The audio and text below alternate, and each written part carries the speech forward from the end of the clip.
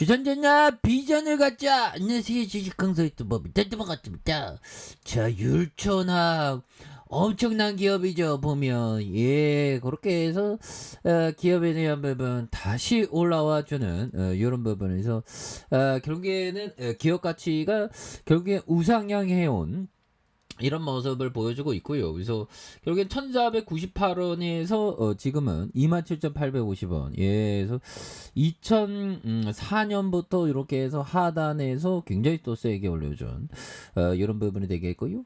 눌려주다가 다시 올라오는 이런 포커스. 그래서 율촌학이라고 하면 농심 뭐 이렇게 생각나는 그런 부분이 되겠습니다. 그래서 자 보면 이런 부분 좋지요. 보면 자, 배터리 밸류체인 저평가주 국내 최초 파우치 국산화에 대한 부분. 그래서 율촌학이 강한 모습에서 농심그룹 계열사의 포장재 수사 이런 부분, 이런 포장재, 식품 포장재의 정보기술 IT 소재 분야를 확장했으면 지난해 3월 사업 목적에서 배터리 소재 제조 판매에 배터리 파우치 필름 고기능성 필름 사업을 확장한 이런 부분 대단하죠. 그래서 파우치 필름은 파우치형 배터리 외부를 감싸서 내용물을 보호하는 역할을 한다. 그래서 알루미늄의 어떤 원재료가 되는 이런 부분에서 일본의 쇼와 덴코, DMP 등 전 세계 70% 이상의 점유율을 차지하는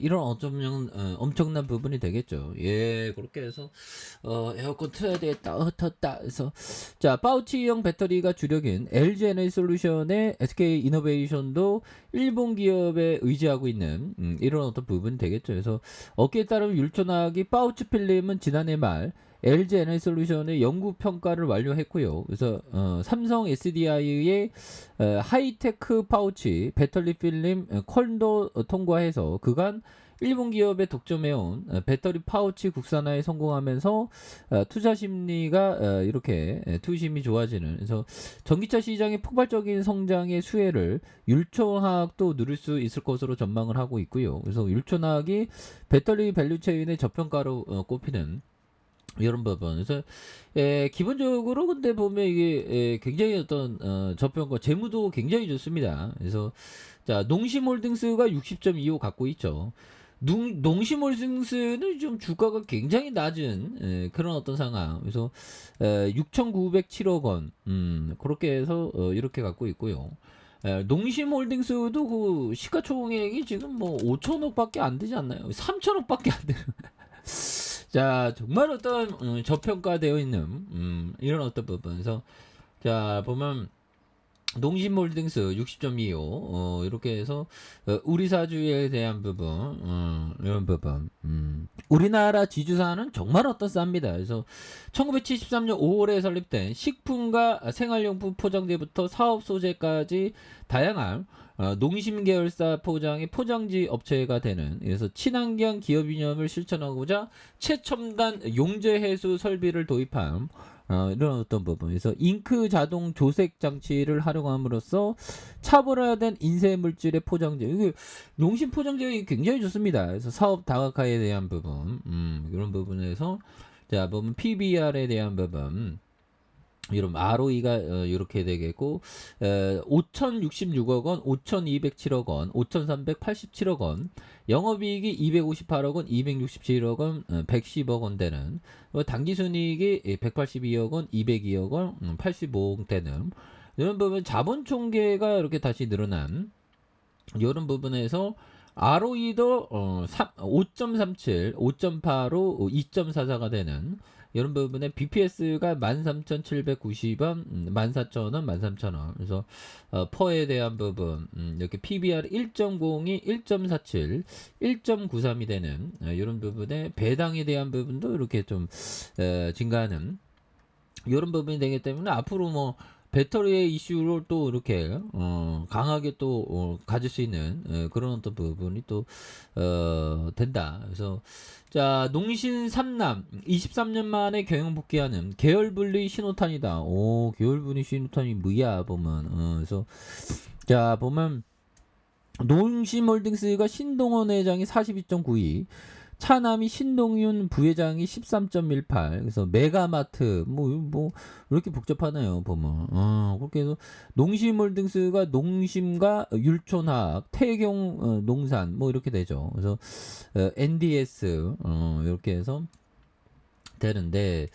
자, 신춘호 농심 명예회장의 삼남 신동희 부회장이 농심 계열의 메가마트의 대표이사로 올리면서 경영을 복귀했다. 그래서 업계에서는 대기업 집단에 포함된 농심이 형제간의 계열 분리를 통해서 대기업의 지위에 벗어나기 위해서 작업에 착수한 게 아니냐는. 그래서 대기업에 벗어나면 내부 거래나 일감 몰아기 중에 규제를 피할 수 있는 이런 부분. 그래서 신동익 부회장은 지난달부터 자신이 최대주주로 있는 유통 전문 회사 메가마트의 대표이사로 올랐고요. 메가마트가 오너 경영 전환된 것은 1999년 이후 23년 만에 이렇게 되는. 그래서 메가마트는 1975년 부산 소재 동양체인을 인수한 후 농심가로 이름을 바뀌었고요. 그래서 2000년대 현재 상호를 쓰고 있는. 그래서 현재 메가마트를 포함한 전국 17개 매장을 운영하고 있는 그런 부분에서 대형마트 브랜드로 이렇게 되는. 그래서 신동희 부회장이 전면 등판은 농심그룹의 계열 분리 수순으로 본다. 그래서 오너 경영이 계열 분리의 필수적인 요건은 아니지만 계열 분리 이후에 오너가 주도하는 새 판짜기가 용이한 이런 어떤 부분이 된다는 거죠. 그래서 농심이 처한 상황을 볼 때 계열 분리도 당연한 수준이라는 게 업계의 판단. 그래서 25개 계열사를 거느린 농심그룹은 신춘호 명예회장이 작고한 이후 1년여 만에 지난 5월부터 공시대상 기업 집단에 포함된. 그래서 농심이 대기업에 포함된 것은 2008년 자산 기준 2조에서 5조 원이 상향된 후 14년 만이 되는. 그래서 농심은 지난해 자산 총계액이 5조 500억 기준을 불과 500억 원을 초과한. 그래서 대기업 집단에 포함되면 농심은 내부 거래나 일감 몰아주기 같은 규제를 받는. 그래서 이런 부분에 뭐 농심그룹의 율촌화학과 태경농사는 내부 거래 비중이 높다는 지적에 대한 부분. 그래서 농심이 대기업 집단에 포함된 수직 계열의 효과가 반감될 것이라는 예상.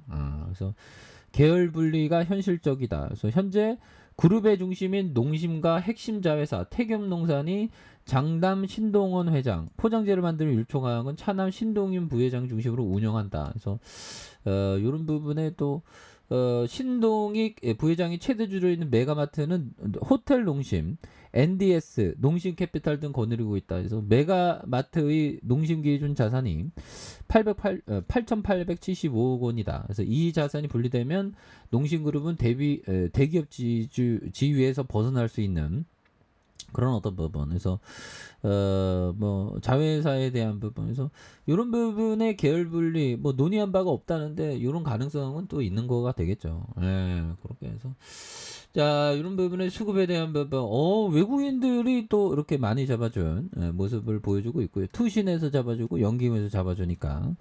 자 율촌화학에 대한 부분 다시 한번 하단에서 강하게 올려주는 주봉에 대한 부분 주가에서 17,050원에서 강하게 올려주고 있죠. 그래서 이런 어떤 부분에 매물을 잡으면서 다시 한번 강하게 올려주는 모습 기대해 보도록 하겠습니다. 자 아래 카페에서 전부 확인하시고 구독하기 알람 설정까지 하셨던 모두 감사합니다. 사랑합니다. 축복합니다. 네, 고맙습니다.